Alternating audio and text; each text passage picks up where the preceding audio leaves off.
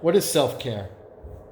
Self-care is probably one of the most overused phrases in American society to describe taking a moment to yourself, or maybe a couple hours to yourself a week to recharge.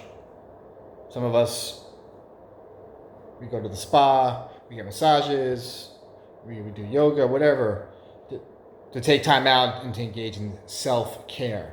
But self-care doesn't have to be any of those things. In fact, if you ask someone on the street what self-care was 20 years ago, 30 years ago, especially when I was a kid growing up in South Central Connecticut, nobody engaged in self-care. The neighborhood, the town that I grew up in, it was a very interesting town, a mix of cops and doctors and educators and blue collar people, and the term self-care was unheard of, and unfortunately a lot of folks died of heart attacks. I remember being a 7-year-old kid, and one of my classmates' fathers dropped out of a heart attack at age 40 because they were too manly, or they, to take time to reduce stress.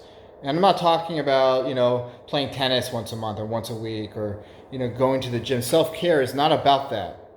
Self-care is about quieting down the monkey mind, returning back to self.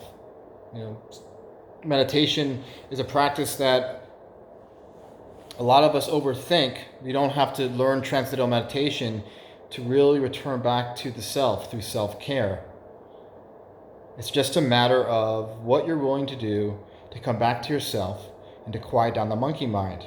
Because I guarantee you, if you spend 10 minutes a day, whether it's staring at the space in your office, closing the door in your office, closing your eyes, and just breathing and listening to your breath, which is basically what meditation is, for 10 minutes a day, you've just engaged in self-care, and you saved yourself a lot of money going to that spa or going to get a massage. And again, there's nothing wrong with any of those things, but I think we put too much emphasis on extreme forms of self-care. Like, you need to check out, you need to go on a 2-month vacation or whatever to Bali or to Fiji or pick an island, and then gives us an excuse to overeat on our self-care adventure and drink too much and lay in the sun too long, only to go back to our chaotic and stressed out workplace and life, and then we spend the next 6 months neglecting ourselves and forgetting about self-care. And self-care doesn't have to be going out and to an extreme vacation or spending $300 on a massage or what have you.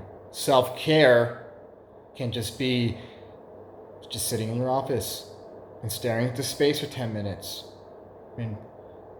Completely quieting your environment for 10 minutes or 20 minutes.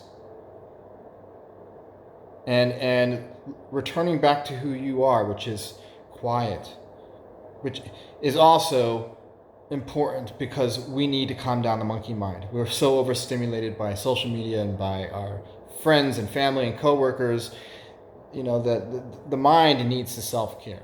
So the next time you're thinking of doing a self-care regimen, and you don't have the time to do it because you're so busy with work and family, just shut the door.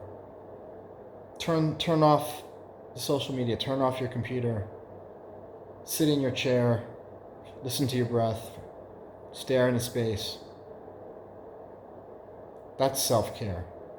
And by returning to self, you will find that the obstacles in your life that are really difficult and difficult to maneuver around will become less difficult.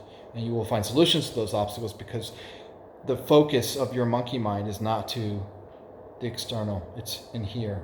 And when you go here and you quiet things down up here, you will find those solutions. Think about it.